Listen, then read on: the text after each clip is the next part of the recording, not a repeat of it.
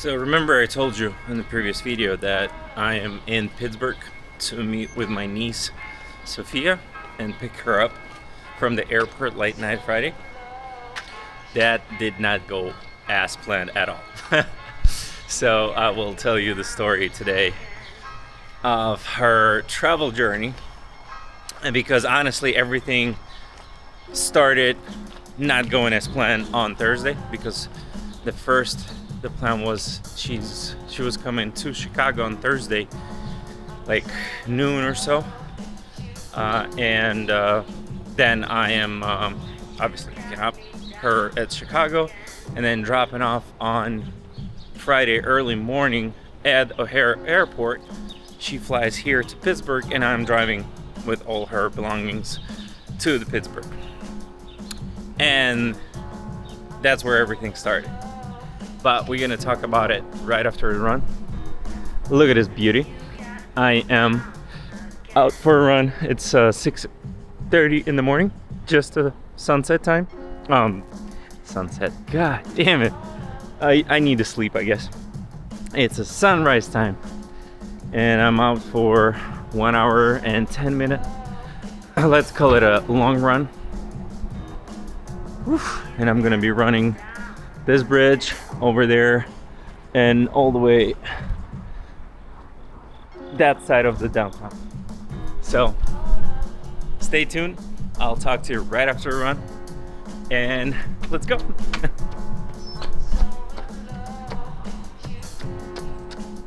I like the city.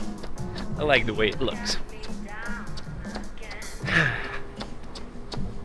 Talk to you later.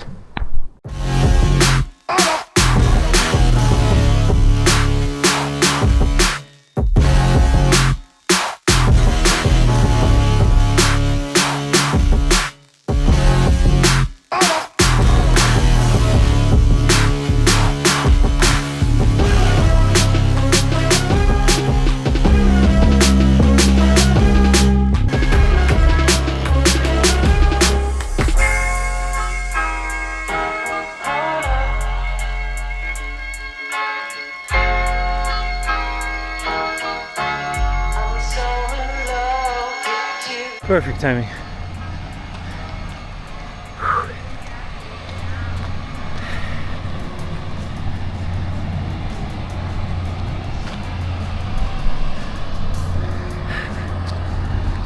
There you have it. The view is freaking beautiful. I like it. All right. So what do we got? It's 1 hour and 10 minutes. It's 10 kilometers and 640 meters with an average pace at 6:35. And you're gonna tell me I'm not getting better every single day? Oh my gosh, feels great.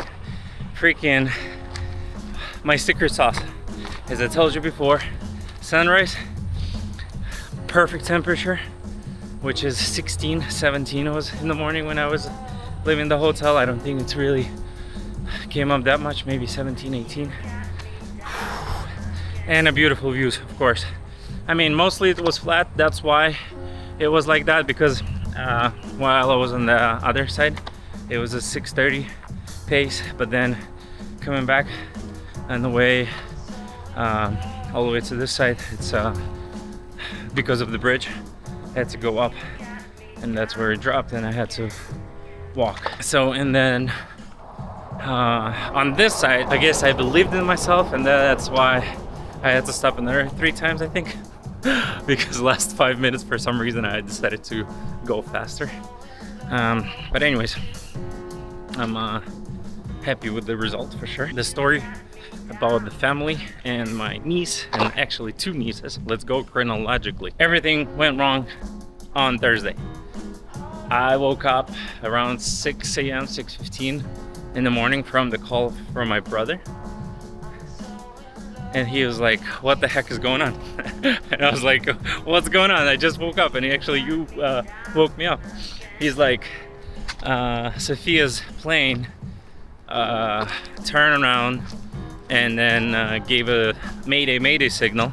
It was a code 7700 emergency turnaround or something like that. So, and they need an emergency landing, and they just passed, I think it was a Scotland. So they already were above the Atlantic Ocean, and they turn around. So for the next probably an hour, 40 minutes, I don't remember. Yeah, about an hour. We were so stressed because first it was saying that they going to Dublin to land, but then on the way to Dublin they had to turn around again, and that's where we lost it. Honestly, I was crying. But long story short, they 30 minutes later landed at Glasgow airport. Yeah, Glasgow. And then that's when we found out that there was like emergency people, ambulance on the board. So they were helping some person. We don't know who. No, I was like wrong turn. No, it is not wrong turn. Anyways, so it was emergency landing, and then they say we're gonna fuel up and then continue our flight. And they said about 30 to 40 minutes to fuel up, and then they will continue. And then 2 hours later, they said, well, it's been already too long. We cannot continue our flight to the United States. We have to turn around and go back to Frankfurt. So they went back to Frankfurt, and so there was no other flights that day, obviously, to United States. And we got the hotel for her, so she stayed Thursday at the airport hotel. Next morning, she was flying to Denver, Colorado. Not even like Chicago or Washington, D.C. That would be way closer, like 4 hours from here to drive to the airport. She was flying to Denver, Colorado. And then she had a layover there, like 2 hours, I think. So we were stressed about that, of course. And 2 hours turned into, I think, 4 hour delay, and even 5 hour delay. I don't know. It was Friday. They came back with, due to weather, we cannot fly, so the flight is canceled. And we rebooked you to Saturday morning. You fly into Washington, D.C., and then you fly into Pittsburgh. But that morning flight to D.C. is one thing, but then she had to wait for 5 hours or so at the airport, layover, and then by 11:30 p.m. she would be here. So we were thinking either she had to go out in Washington, D.C., and I'll pick her up, and we would be back here by like 8 p.m. or change the flight. And we changed the flight to Houston with a 50-minute layover and fly to Pittsburgh. So we took the risk, and we decided to go with the Houston option because that would be fastest way for her to get here. And we knew for sure she would made it from one flight to another, to the Pittsburgh, from Denver flight to Houston to Pittsburgh flight. But we were not sure about the luggage. And then she made it to the plane to Pittsburgh, and then we were just tracking the baggage, and it was right on time, right before they were taking off. And then we just met her at the airport, finally. And today is the day when we're gonna be buying a bunch of stuff for dorm. I guess I'm gonna be coming to this city maybe another few times this year, maybe in October, another time, maybe in November next time, but I'm not sure yet.